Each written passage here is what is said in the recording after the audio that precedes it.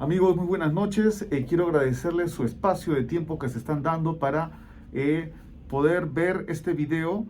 Vamos a compartir algunas reflexiones sobre el tema detención ilegal en el delito de peligro común, conducción en estado de ebriedad, artículo 274. Y vamos a esbozar algunas soluciones frente al problema planteado. La persona ha sido detenida en presunta comisión del delito del artículo 274, conducción en estado de ebriedad. Esta detención sería ilegal. ¿Cuál es la solución? Este es el problema. Nos preguntamos cuál es la solución. Para ello, vamos a pasar rápidamente con algunas preguntas interesantes. Uno, ¿qué es la libertad? Dos, ¿qué es la detención y tipos de detención? Número tres, ¿cuándo estamos frente a una detención ilegal en el delito de peligro común? Y número cuatro, ¿cuáles son las soluciones a esta detención ilegal? Ahora vamos rápidamente a la primera pregunta. ¿Qué es la libertad? Vamos a hablar, las respuestas que vamos a dar son desde el enfoque jurídico legal. Entiendo que la palabra libertad es muy amplia, pero ahora voy a hacerlo desde el enfoque legal, toda vez de que quien habla ejerce el derecho a través de las leyes, del estudio jurídico en el que trabajamos. Vamos, ¿qué es la libertad? La libertad de tránsito, para ser más precisos. Número uno, sabemos que la libertad es cuando una persona es libre, no tiene impedimento de realizar la conducta que uno quiera hacerlo. Naturalmente, dentro de los parámetros que permite la ley, la moral y las costumbres. Ahora, la libertad de tránsito. La libertad de tránsito simplemente es tener esta ausencia de coacción, ausencia de impedimento, esta, como dice la palabra, libertad de trasladarme de un lugar a otro. Si yo deseo, me quedo aquí sentado en la oficina del estudio jurídico. Si yo deseo, me traslado y me voy para afuera y me voy al Parque Alameda, que está a unos pasos, o me voy a la Plaza de Armas, que está un poquito más lejos. Es mi libertad seguir aquí o trasladarme. Y cuando yo me estoy trasladando en la vía pública, es mi libertad quedarme parado en una esquina o en el lugar donde yo desee o en un parque, como también es mi libertad no quedarme parado y continuar trasladándome. Estos ejemplos que he puesto constituyen el derecho a la libertad. Abogado, ¿dónde le encontramos ese derecho? En la Constitución. Más o menos, ¿dónde lo podemos ubicar? Artículo 2 de la Constitución, derechos fundamentales. Vamos al numeral 24. ¿Y ahí qué nos va a decir? Toda persona tiene derecho a la libertad. Muy bien, y a la seguridad personal. El literal A de este numeral nos dice: nadie está obligado a hacer lo que la ley no manda, ni impedido a hacer lo que ella prohíbe. O sea, que si la ley no me prohíbe que yo me pueda trasladar de un lugar a otro, es porque tengo la libertad. El siguiente literal, literal B, nos dice: no se permite de forma alguna la restricción de la libertad personal, salvo en los casos previstos por ley. Cuando me dicen no se permite la restricción de la libertad personal, me están diciendo en contrario sensu, o sea, en forma inversa me están diciendo, está permitida la libertad personal. Y aquí es cuando encontramos la libertad de tránsito. ¿Dónde lo ubicamos? En la Constitución. De ahí es la base legal que estamos mencionando. ¿Lo consideramos como un derecho fundamental? Sí. Por tanto, de acuerdo a la pirámide de Kelsen, hacemos un gráfico de una pirámide y vamos a ver que la libertad está en la parte superior, dentro de la Constitución, y por tanto es un derecho fundamental que tiene que ser respetado por todas las personas. Un derecho fundamental que tiene más vigor, más trascendencia que otros derechos. Vamos a la siguiente pregunta. ¿Qué es la detención? La detención, desde el enfoque procesal, jurídico procesal, es una medida cautelar personal que consiste en la privación de la libertad ambulatoria ordenada por una autoridad competente. Vamos a decirlo en palabras sencillas. La detención es un mecanismo que se utiliza en el sistema procesal penal, en el sistema de justicia, para poder impedir que una persona pueda dejar de estar en algún lugar. Por ejemplo, si una persona se le encuentra en la comisaría, la detienen en ese momento porque han detectado que habrían suficientes indicios de la comisión de algún delito, por ejemplo, ya no la dejan que se vayan de la comisaría. O puede ser que la persona la hayan encontrado en la vía pública cometiendo algún delito, una flagrancia, ¿no? Entonces ya la apresan y la llevan a la comisaría, contra su voluntad de libertad de tránsito. También podría ser que una orden judicial ha dispuesto que cierta persona sea buscado en todo el Perú y donde lo encuentren, lo priven de su libertad, lo detengan y lo trasladen a donde corresponda. Entonces la detención es una medida que se utiliza para impedir que una persona sea libre en su libertad de tránsito. No te puedes ir a caminar, no te puedes ir de aquí, vas a ser aprehendido y vas a estar detenido durante el tiempo que corresponda según a cada caso en concreto. ¿Hay tipos de detención? Por supuesto que sí. Está la detención policial, según el artículo 259 del Código Procesal Penal. La policía tiene esa facultad de detener a las personas. ¿Cuándo puede detener el policía? El código nos dice cuando existe una flagrancia en el delito. En palabras sencillas, abogado, cuando la persona esté cometiendo el delito, ahí lo aprendemos, lo detenemos. Y cuando se va la persona ni bien comete el delito, también es una forma de flagrancia. Y si la encontramos dentro de las 24 horas con algunos bienes del delito, también la detenemos porque es otro tipo de flagrancia, una flagrancia ficta, ¿no? Y si una persona está cometiendo algún delito, ¿puede detenerla otra persona? Por supuesto que sí. Es el artículo 260 del Código Procesal Penal, nos habla sobre el arresto ciudadano. La ciudadanía tiene la facultad de detener a una persona que está cometiendo algún delito, lo aprende, lo detiene y, según el código nos dice, será válido, será legal si y solo si el ciudadano o los ciudadanos trasladan a esta persona a una comisaría, a la comisaría más cercana, para poner en conocimiento a la autoridad sobre los hechos que se habría cometido por esta persona. Siguiente pregunta. ¿Qué es entonces el delito de peligro común? Artículo 274 del Código Penal. Para eso necesariamente tenemos que revisar qué se ha regulado en este artículo. Vamos directamente a nuestro Código Penal. Aquí tenemos nuestro Código Penal y también lo tenemos en digital. Si usted verifica en internet, escribe Código Penal Peruano, va a ingresar a un PDF donde va a haber un código conteniendo algunos libros en su interior. El segundo libro de delitos especiales, artículo 274, usted va a ver la tipificación, cómo está regulado este delito. Necesariamente tenemos que darle una revisión a este artículo para poder comprender las dimensiones que exige nuestro ordenamiento legal. ¿Qué nos dice el artículo 274? Conducción en estado de ebriedad o drogadicción.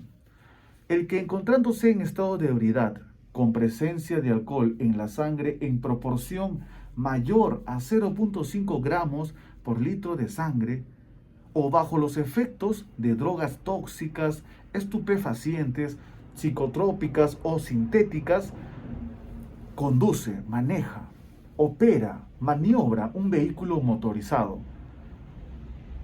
Pie de página, vehículo motorizado que incluye vehículo lineal, una moto, un tractor, un automóvil, camioneta, etcétera, porque todos estos tienen un motor. Una bicicleta, abogado, la descartamos porque no tiene un motor. Perfecto. Todo vehículo que tenga un motor. ¿Cuál es la sanción que nos dice el código, este artículo? Técnicamente el injusto. El injusto penal nos dice, será reprimido o sea castigado con una pena privativa de libertad de 6 meses hasta 2 años. En ese lapso temporal. Definitivamente será regulado de acuerdo a cada caso en concreto. También podría ser sancionado con prestación de servicios comunitarios de 50 y 52 hasta 104 jornadas. Eso es lo que nos dice. Cualquiera de las dos opciones, privación de libertad de 6 a 2 años o si no, prestación de servicios comunitarios de 52 a 104 jornadas. A esto, cualquiera de las dos se le puede agregar una inhabilitación, conforme al artículo 36, numeral 7, ¿no? Ya. Cuando la gente, o sea, la persona que está conduciendo, no maneje un vehículo privado, sino por el contrario, un vehículo público, un vehículo que presta servicio de transporte público de pasajeros, de mercancía o carga en general, la exigencia del sistema de justicia va a ser más elevado y ya no se te va a exigir como límite permitido el 0.5 de alcohol por gramos por litro de sangre. No, ahora vamos a exigir más todavía, el 0.25 gramos por litro de sangre de presencia de alcohol. Perfecto. Aquí la sanción será no menor de 1 ni mayor de 3 años. También habrá prestación de servicios comunitarios y la inhabilitación respectiva.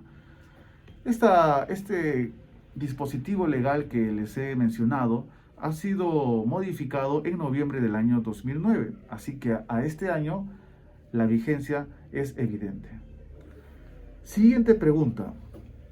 Antes de pasar a la siguiente pregunta, que nos quede claro lo siguiente.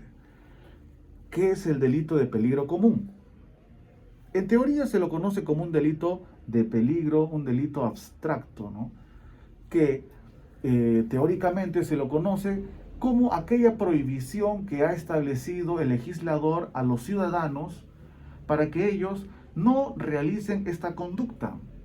Una conducta que, si bien es cierto, no requiere un resultado, pero por el simple hecho de haber superado el riesgo que implica conducir un vehículo, al superar ese riesgo, al ingerir bebidas alcohólicas que supere el límite que estamos viendo, 0.5, 0.25, cualquiera de los dos, al superar ese límite que nos da la norma, ya vamos a cometer el delito. En síntesis, si una persona conduce un vehículo motorizado, y supera el 0.5 cuando es un vehículo particular o el 0.25 cuando es un vehículo de transporte público, si supera en la cuantificación de la sangre en el alcohol, habrá cometido un delito. Naturalmente tiene que estar conduciendo, maniobrando este vehículo. Si el vehículo está estacionado, ¿cómo podríamos decir que han cometido el delito si el artículo 274 del Código Penal nos exige ello? Entonces, manejar un vehículo motorizado con presencia de alcohol que supere el límite que nos establece, se configuraría un delito. Ya lo tenemos claro el delito, entonces vamos a la pregunta de fondo. ¿Cuándo estamos frente a una detención ilegal en este delito de peligro común, conducción de estado de ebriedad, artículo 274 del Código Penal? Entonces, ya me explicó usted qué es la libertad, ya me explicó qué es la detención, también nos ha contado cómo está regulado el delito de peligro común, conducción de estado de ebriedad, ya nos ha dicho sobre el límite permitido, el riesgo, no necesito que mi vehículo se choque contra el carro que está al frente, no necesito que mientras estoy manejando, el vehículo atropelle a una persona, no necesito un resultado. Simplemente por manejar el vehículo ya se configura el delito, sí y solo si la presencia de alcohol en la sangre supera el límite permitido. Por eso teóricamente se le ha dicho delito de peligro abstracto. Simplemente el peligro, eso se sanciona. Ahora díganos, abogado, por favor, ¿cuándo estamos en una detención ilegal? La práctica y la revisión de algunas leyes nos ha llevado a la siguiente conclusión. Cuando la autoridad policial o fiscal transgrede el principio de legalidad en el sentido, entiéndase en el sentido de no respetar lo que establece una ley que considero es muy importante para poder verificar si es que estamos ante una detención ilegal o una detención legal. Esta ley nos va a ayudar a determinar cuándo estamos en una detención legal e ilegal. Veamos, vamos a la práctica, dejando en claro que la ley citada es la ley 27753. Una vez más, 27753. Anote usted esa ley, puede entrar a internet y descárguela. También pida en el internet descargar el anexo. Hay un anexo, una tabla de alcoholemia. En esta tabla de alcoholemia vamos a ver algunos periodos que se ha dividido en total 5 periodos. 5 periodos en los que la tabla de alcoholemia va a subdividir los estados de evolución del alcohol en la sangre del ser humano y cómo este ser humano reacciona frente a cada nivel de alcohol en la sangre. ¿Qué ocurre en la práctica? ¿Y por qué usted nos dice que ha detectado una práctica donde se viene dando una detención a su criterio, señor abogado, que es totalmente ilegal? Cuando la persona es intervenida por un efectivo policial, el efectivo policial, de acuerdo a sus atribuciones, le dirá a la persona, usted ha conducido, usted está conduciendo en estado de ebriedad. Entonces la persona tendrá que dar su respuesta que vea por conveniente.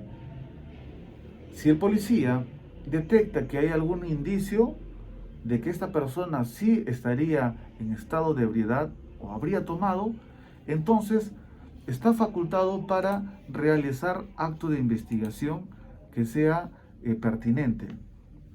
Con esto me quiero referir a la prueba de alcoholemia. El policía detiene a la persona y le dice, ¿sabe qué? Lo interviene, para ser preciso, ¿sabe qué, señor? Nos va a acompañar y va a venir con nosotros para llevarlo a que se le extraiga una muestra de sangre para determinar cuánto alcohol tiene usted en la sangre. Previo a ello, una muestra de una práctica del examen de dosaje etílico en el sentido cualitativo para saber si es que tiene o no tiene alcohol en la sangre. Vamos en este momento. El intervenido va a trasladarse. Al intervenido le tendrán que practicar la prueba de alcoholemia para determinar si es que tiene o no tiene alcohol en la sangre. ¿Ya? Examen cualitativo se le llama. Practicado este examen y si se verifica que sí tiene alcohol en la sangre, corresponde determinar cuánto alcohol tendría en la sangre. Ahí nace la pregunta, ¿habrá superado los 0.5 de gramos por litro de sangre que tenga el alcohol en el cuerpo en esa magnitud o no lo habrá superado? Ya sabemos que si lo ha superado estaríamos frente a un delito. Si no lo ha superado, no habría cometido delito. En el caso de transporte público, si es que supera o no el 0.25% de gramos por litro de sangre.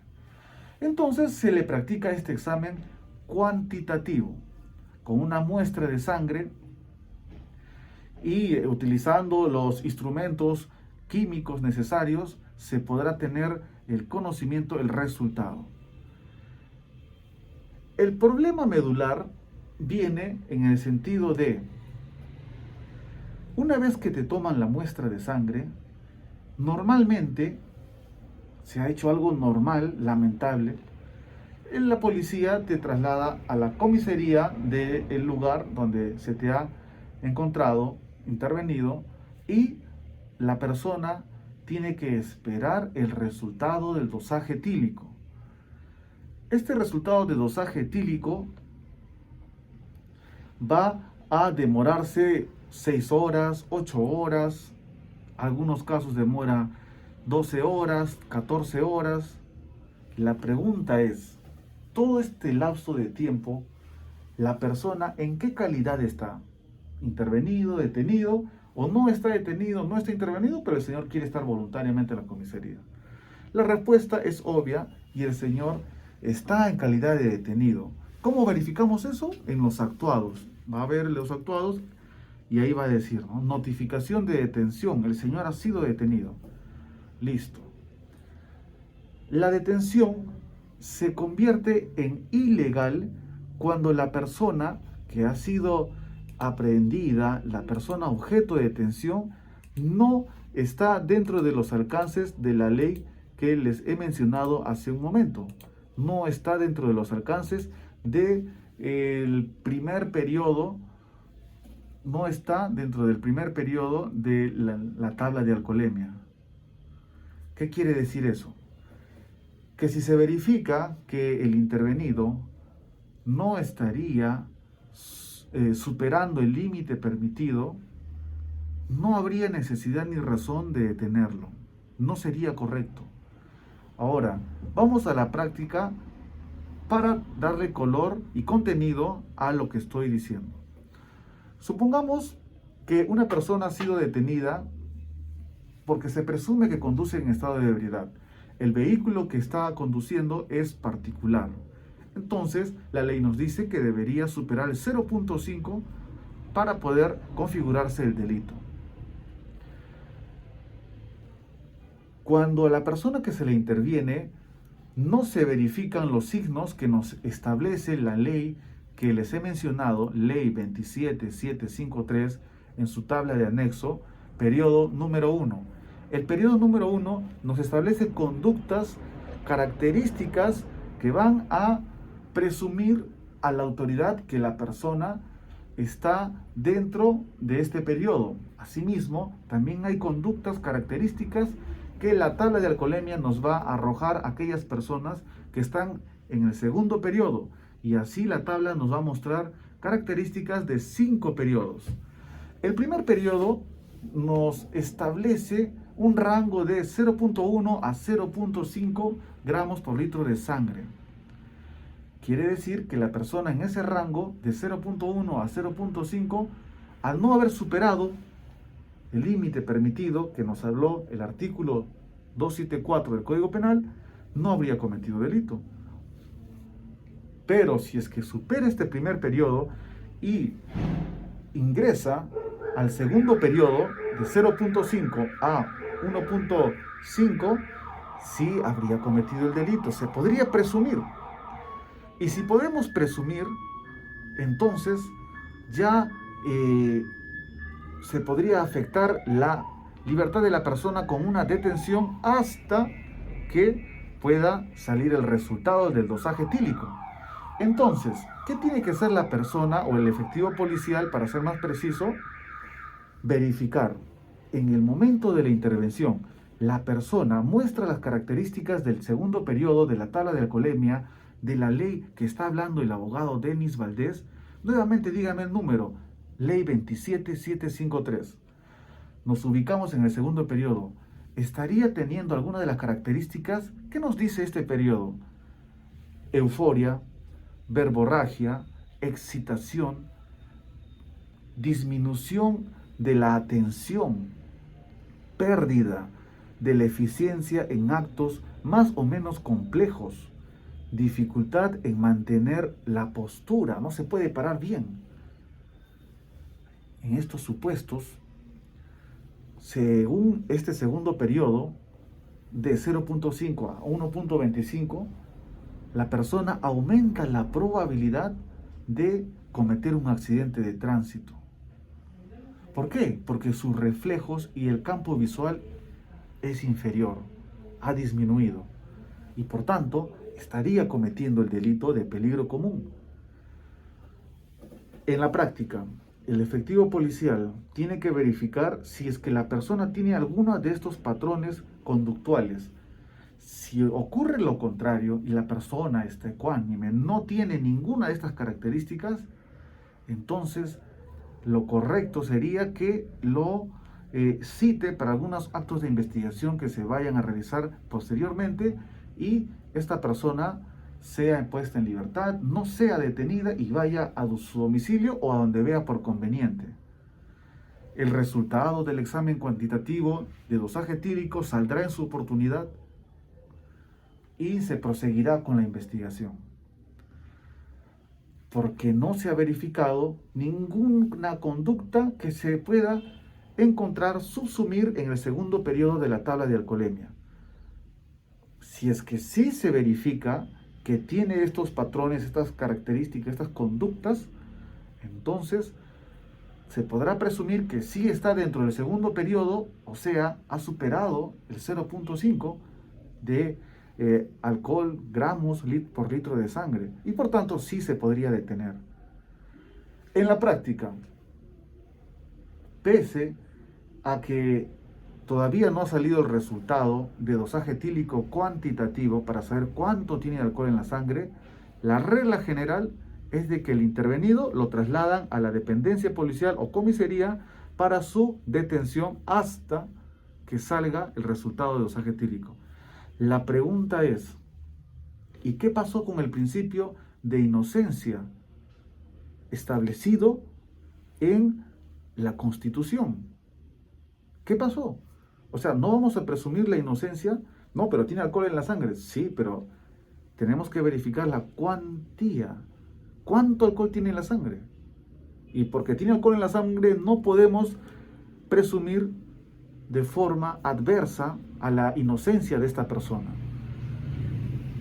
Ya estamos llegando a la conclusión que si una persona es intervenida, pasa el dosaje cualitativo, dosaje etílico cualitativo, nos dice que sí tiene alcohol en la sangre, es examinado con el dosaje cuantitativo, el resultado no nos dan rápido.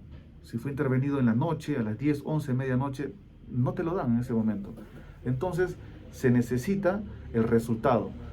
Ahora bien, si la persona no tiene ninguna característica establecida en el segundo periodo de la tabla de alcoholemia, quiere decir que no está en ebriedad.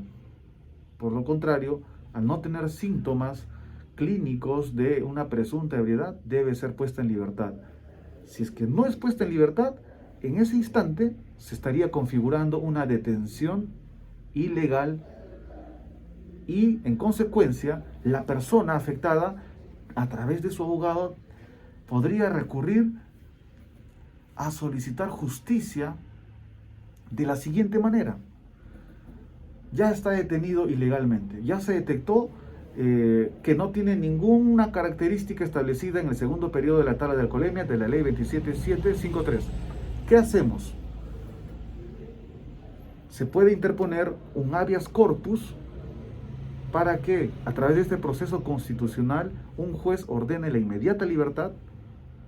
Incluso se podría solicitar que el juez se constituya en ese momento al lugar de la comisaría para que verifique lo que se está solicitando, fundamentando. Otra opción sería solicitar una tutela de derechos. Esto en el marco de un proceso penal. El consejo es dialogar antes de acudir a estos instrumentos legales. Dialogar con el mismo policía, explicarle al comisario si es que lo encuentra usted, porque muchas veces no están en su lugar de trabajo. Entendemos que estarán en otras actividades, pero el derecho a la libertad no puede esperar.